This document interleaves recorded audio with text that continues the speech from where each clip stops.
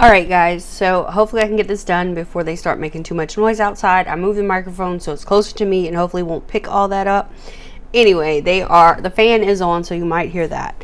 But tools will be moving shortly. So I finished this one, Scenes from a Holiday by Lori Graff, Karen Listener, and Melanie Murray. I know I said I would come back and update, but it took me a while longer to read this one, and I wasn't able to update yesterday, so I just went ahead and finished it through. Finished the last 10 pages this morning. So this one is 3 short stories. The first one is called The 8 Dates of Hanukkah, and this one is about Nikki. She is basically obsessed with working. She doesn't want to not work. She'd rather be working and spend time with her soon-to-be fiance or whatever. So she puts off going somewhere with him, and he was probably going to propose, and she winds up in her office where a menorah falls on her and it knocks her out. And once it knocks her out, she winds up in this parallel type universe for herself, and it's called Menorahville. And you literally go through the 8 days of Hanukkah, and when you get to the 8th day, you have to, if you're not matched up getting married to someone, it repeats the cycle. So she's trying her best to get out of there, but of course she goes back to work in Menorahville thinking hey, this is gonna work. I can just leave with maybe somebody I planned a party for or whatever. But everything backfires. She has to come to this realization if she ever wants to leave. So I thought it was really cute. I typically don't do short story collections, because starting a book is always the worst part, in my opinion, because you have to learn everything that's going on, all the characters, the setting. But these were short enough that it was quick to get into them, but long enough to hold your attention span, if that makes sense. So I thought that one was really cute. The next one is Carrie Philby's New Year's Resolution, and this is about a child genius, basically. She graduated high school and started at Harvard at the age of 15. She is currently 20 when this takes place. She's out of, she just doesn't really fit in with people except for her best friend, and she is trying to figure out a way to meet people. So she makes this New Year's resolution and she goes through it. But in the end, she realizes, her and her friend both realize, hey, I don't have to change. I could just be me. So they go out on this adventure and they have a great time at the end. That's how it ends. And yeah. So she basically set herself up to go out to meet people and change her ways a little. But she winds up finding happiness in the end. I'm sweating. It is hot in here. And there goes the tools. And then the last story was Emma Townsend Saves Christmas. Now this one I thought was the cutest. It was about a girl from Vermont. Her family, they live in Bethlehem, Vermont. So of course it's Christmas capital. And her family is in charge of Christmas, basically, in their town. And her brother both tried to escape it, and they really don't want to go back. Well, this time her brother pulls one over her and he doesn't go home for Christmas, and she has to go on her own. Well, when she gets there, she realizes that things aren't like they always are. Her parents are just blah, whatever, we're leaving for Christmas. And she's no, we've never done this before. So she saves Christmas for her town. And in the end, they realize hey, this is who we are. This is what we do. We're Christmas. So it was a cute way of showing a person kind of resenting where they came from, and they want to be over it, but they're forced into it all the time, and just them having that self-realization of, yeah, this is worth it to me type thing. So I thought it was super cute. Like I said, these aren't anything to really write home about, but they were cute, quick stories.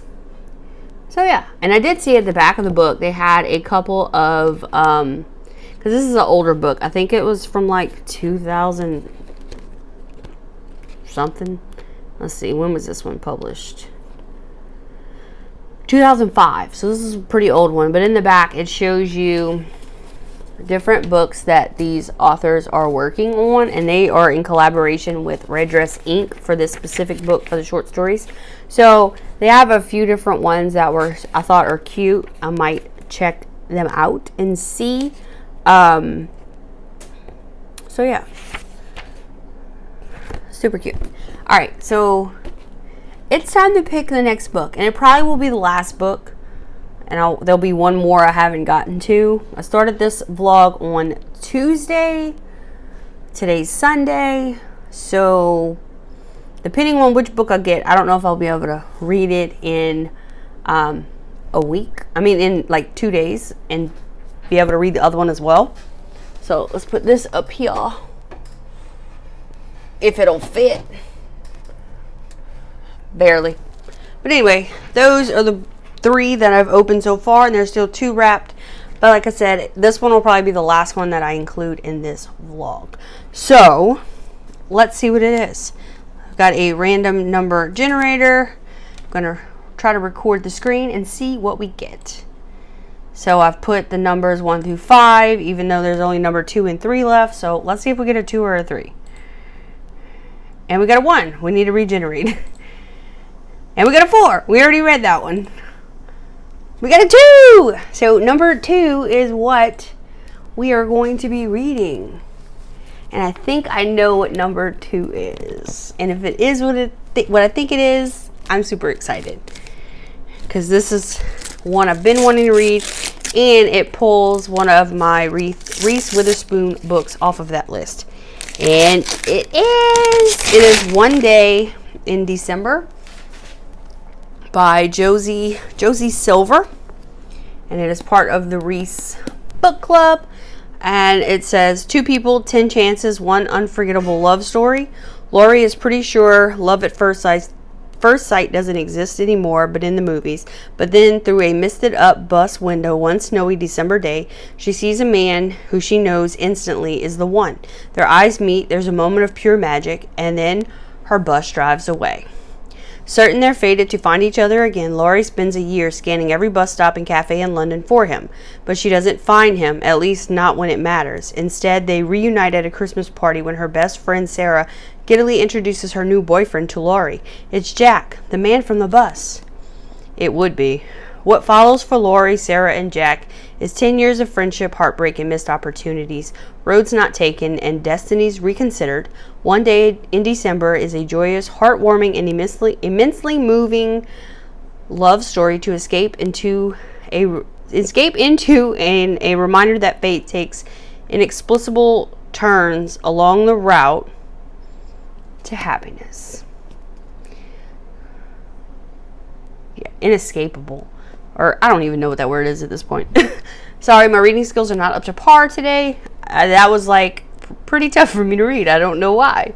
But now I will go ahead and get this one read and see what all the fuss is about, because this one I've seen highly recommended. A friend of mine recommended it personally, was like, you need to read this. So I really need to read this, and I want to because it is on the Reese Witherspoon book club as well. So I will go and read this and let you know how it goes.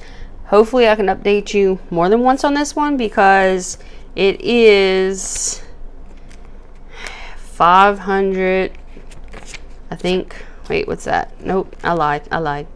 These are discussion questions and acknowledgments. Okay, 485 pages, so almost 500 pages. So I should be able to update you more than once on this one. So I will see you in a bit. And would this really be a Christmas in July vlog without a present? Well, it's not for me, but a present did come in, and it's for Abby. And it's pretty neat because I did not even line this up with anybody else. I just said, you know what? It's July. I want to read Christmas books because it's Christmas in July. And then this package showed up. And it's a card. It says, "Oh Holy Night." And it says, "May the miracle of Christmas be with you. We don't know much about your daughter and what she likes and doesn't like, so I hope she will like the stuff inside the envelope. If she doesn't, we understand.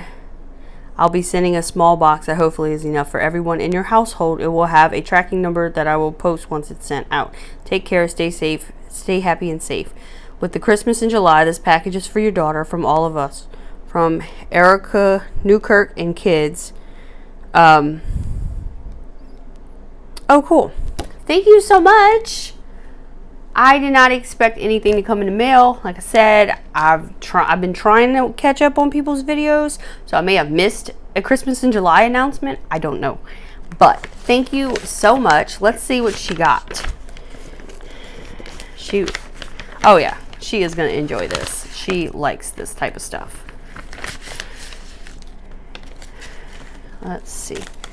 And at first, I didn't even know who this was from because the mail carrier, I'm going to hide the last part, they put the little thing right over who it was from. So I had no idea until I pulled it out and seen the card. So thank you so much for thinking of her. She got a Ugly Dolls sticker book and a Halloween sticker friend book, which is super cute. Thank you so much.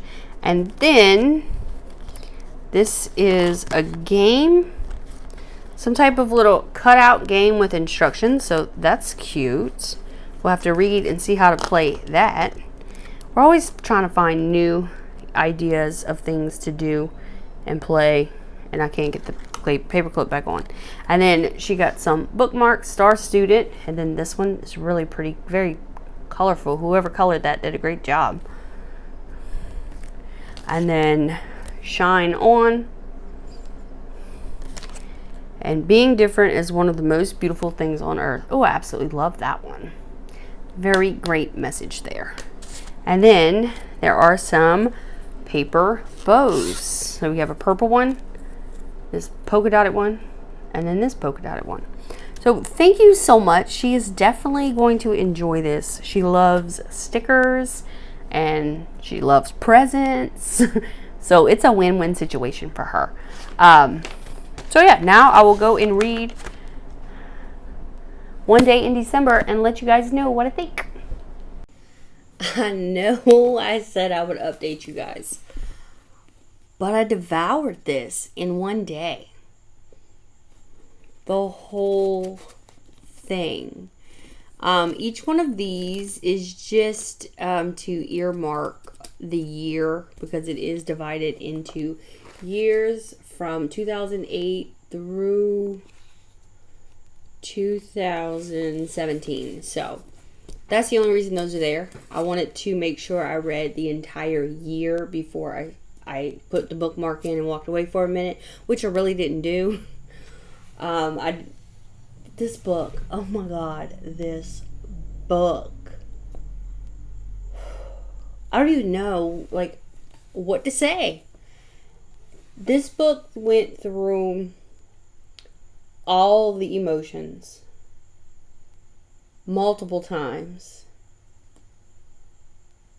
It was just so, I don't know, like drawing a blank.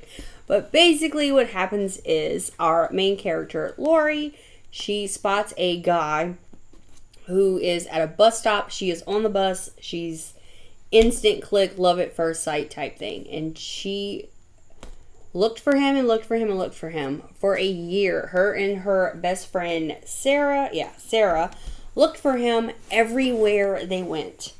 An entire year. But she didn't find him on her own. Her best friend found him.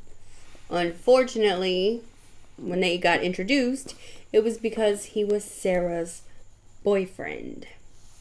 Now, Lori being Lori, and that's her best friend, she's not going to say anything. She's like, oh, nice to meet you. Like, she's never seen this guy before. But in the back of her mind, she's like, oh my God, it's Busboy. It's the boy I saw at the bus stop. And she fell in love. Well, okay, cool. Then you find out, because it switches point of views throughout, Jack, the guy who's Busboy, recognizes her. And he's like, I don't want to say anything. If she doesn't say anything, maybe she doesn't remember me. But they each remember each other, but they don't tell the other person straight away, because they don't want to ruin the best friendship or the relationship. Yeah. You get what I'm saying? Like, she doesn't want to betray her best friend and be like, no, you can't. That's my soulmate. This is my one. And then he doesn't want to say anything because he's dating her. But, so what happens is, like I said, they meet, and obviously it's your best friend's boyfriend. You're going to want to hang out with them. But for her, it's kind of awkward because she realizes who he is. So eventually they do like hang out and stuff, and it's completely platonic, but like their inner turmoil is just so heart-wrenching sometimes, because it's like she'll be talking about him, you know, in her head, and you're like, oh, but you love him so much. Like, why did you say something? But then again, you think back, if it was your best friend, would you say something? Probably not. So, like I said, it goes years, from 2008 to 2017. She watches him go through life. He watches her, and they each have their own thing, but like everybody's still friends. Like the three of them kind of go together, you know? So, and like it says, this is what follows. Lori, Sarah, and Jack is 10 years of friendship, heartbreak, missed opportunities, roads not taken, and destinies reconsidered. And it says, a joyous, heartwarming, immensely moving love story to escape into, and a reminder that fate takes inexplicable turns along the route to happiness. So that's exactly what this book did. That is exactly what it did. It took you through their lives for those years, and all the ups and downs, the fights, the makeups,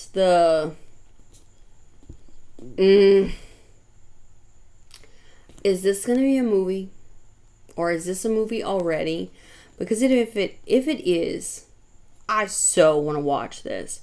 Reading it is one thing, but actually seeing it play out, like, I know it's not going to be exactly, but just to kind of get like a little rendition of watching it play out, that would be pretty amazing. So yes, I am so mad at myself that it took this long to read it. Like I said, I was recommended it by a personal friend, and I took this long, and I should not have. I regret waiting, because this should have been read like a long time ago. When did this even come out? If I ever find the page with the date. 2018 is when it came out.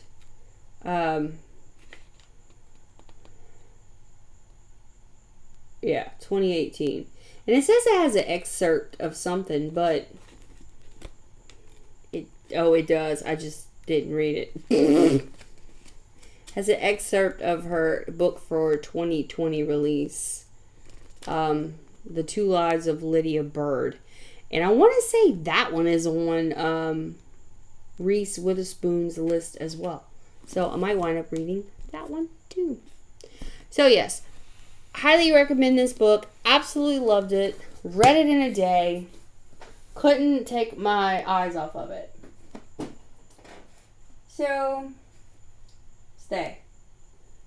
I read 4 out of 5 books in the allotted time that I gave myself. It is Monday night, so I'm not going to start another one. I enjoyed reading these Christmas books. It gave you all the warm feels. And I know this really isn't like a fun vlog or whatever. It was just pretty much me reading a book and telling you about it, which, hey, I enjoy doing that. I hope you guys enjoy that. But next time, I think I'm going to map it out a little bit better and not just be like, on a whim, let me do this, because that's exactly how this happened. I was like, oh, it's July. Christmas in July. So, that's what I did. I did, however, buy some cookies that I was going to bake, but I never did it because my oven is still crapped out. So, meh, it is what it is. So now it's time to figure out, what am I going to read next? No clue. But let's go ahead and see what that 5th book is, because I don't even remember what it is. Or in this case, number 3. I don't even remember what it is, but I can definitely read this one later on. Oh yeah, it was this one. Deck the Halls by Mary and Carol Higgins Clark. So this is the only one I didn't get to read, but 4 out of 5 is not bad. Yay. So, let me know down below, did you read any of those? Did you have any similar or different feelings on those? And what else could we read for Christmas in July? Maybe next time. So, I will see you guys later. Bye, y'all.